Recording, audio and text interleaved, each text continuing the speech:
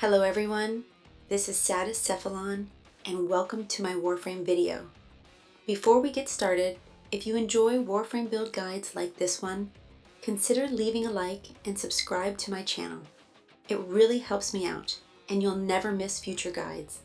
Let me know down in the comments which weapon you'd like me to cover next. Today we're taking a look at the Dual Toxocyst Incarnon, one of the strongest and most popular secondary weapons in Warframe. Even before receiving its Incarnon genesis, the Dual Toxocyst was already a unique weapon thanks to its Frenzy passive.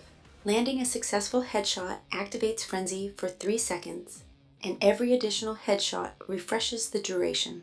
While Frenzy is active, you gain 150% fire rate, 100% ammo efficiency, 75% less recoil, and an additional 100% toxin damage. Those bonuses alone make the weapon feel completely different after your first headshot. This build focuses on maximizing that potential through raw damage. By consistently landing headshots, we'll be hitting orange and even red critical hits while taking full advantage of Frenzy's massive fire rate and toxin bonus. Once everything starts coming together, the weapon absolutely melts anything standing in front of it. Before we jump into the build itself, let's quickly go over the Incarnon Evolutions. To activate the Incarnon form, you'll first need to charge the Incarnon meter with headshots. Once transformed, the Dual Toxocyst becomes fully automatic while gaining significantly higher critical chance, critical multiplier, status chance, fire rate, and greatly reduced recoil. Every shot also ricochets to a nearby enemy within 5 meters of your target. One interesting interaction is that these ricochets are capable of landing headshots on their own, making it incredibly easy to keep Frenzy active without having to constantly aim for every enemy's head. They also make galvanized crosshairs and secondary deadhead much more consistent than you might expect. One thing to keep in mind, however, is that Frenzy's infinite ammo effect does not apply to your Incarnon ammunition. For Evolution 2, we're choosing Fevered Frenzy. It grants another 50 base damage and gives us 5% multi-shot every time we cast an ability, stacking up to 20 times. Best of all, these stacks persist throughout the mission, so once you've built them up, they won't disappear when leaving Incarnon form. For Evolution 3, I recommend Marksman's Hand. Combined with Frenzy, it completely removes the weapon's recoil, freeing up the Exilus slot for more useful options instead of having to run a steady hands. Finally, for Evolution 4, we're choosing Commodore's Fortune. The additional 20% base critical chance increases our final critical chance to around 89% before mods like Galvanized Crosshairs start stacking, making it the strongest option for this build. This is the build I've been using throughout this video. Feel free to pause and screenshot it now if you want to copy it later. With that out of the way, let's break down the reasoning behind each mod slot. We'll start with Galvanized Diffusion. Just like on almost every secondary weapon, it's mandatory, giving us another 230% multi-shot and dramatically increasing both our damage output and status application. Since this is a raw damage build, our next priority is critical chance. Primed Pistol Gambit combined with Galvanized Crosshairs increases our final critical chance to around 188% once Crosshairs is fully stacked while aiming down sights. That lets us consistently reach orange critical hits, with red crits becoming very common through external critical chance buffs. To make those critical hits count, we're pairing them with Primed Target Cracker, bringing our final critical multiplier all the way up to 6.3 times. Next we have Galvanized Shot. Besides increasing our status chance, it grants 120% additive damage for every unique status affecting the target. Between Impact, Puncture, Slash, and Corrosive alone, we're already reaching a massive 480% additive damage bonus during combat. For our elemental setup, we're only running Primed Convulsion. Since Frenzy already grants us an additional 100% toxin damage, adding electricity automatically creates Corrosive while saving us an entire mod slot. Corrosive also helps strip enemy armor, making it much easier to deal with Grineer and corrupted enemies.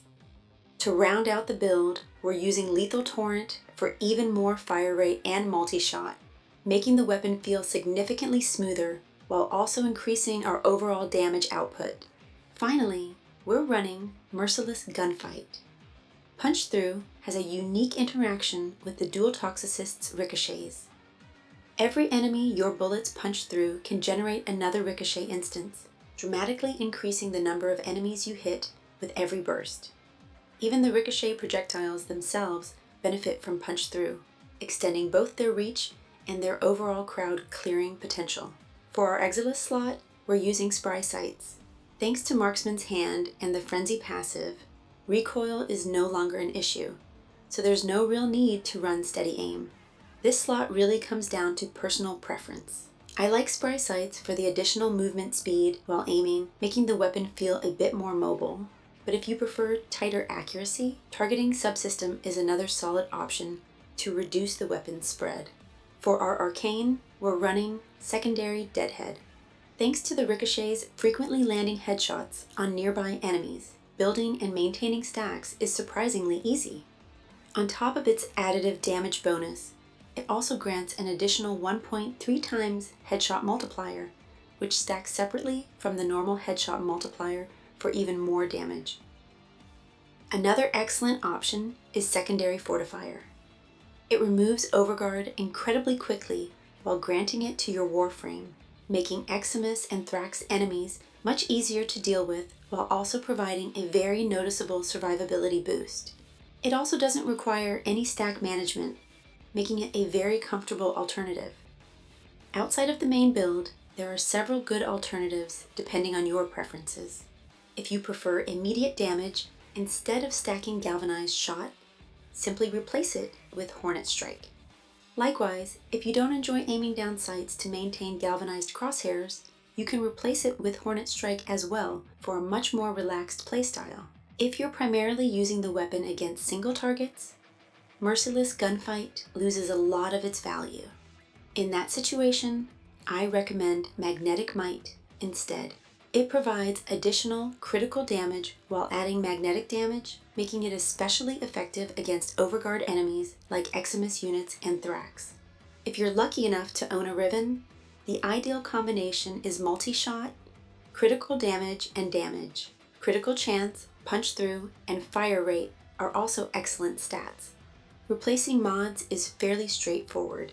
Damage replaces Galvanized Shot, critical chance replaces Galvanized Crosshairs, and if your Riven rolls punch through or fire rate, you'll have even more flexibility when optimizing the rest of the build. Overall, I think the Dual Toxocyst Incarnon fully deserves its reputation as one of the best secondary weapons in Warframe. Thanks to its ricochets, constantly refreshing frenzy, and helping land headshots across entire groups of enemies, it delivers incredible sustained damage with very little effort. The insane fire rate makes it incredibly satisfying to use. And while I've never been the biggest fan of aiming with secondaries, this weapon is one of the few that genuinely makes me enjoy doing it. If you ever see the Dual Toxocyst Incarnon Genesis appear in the circuit, I highly recommend picking it up.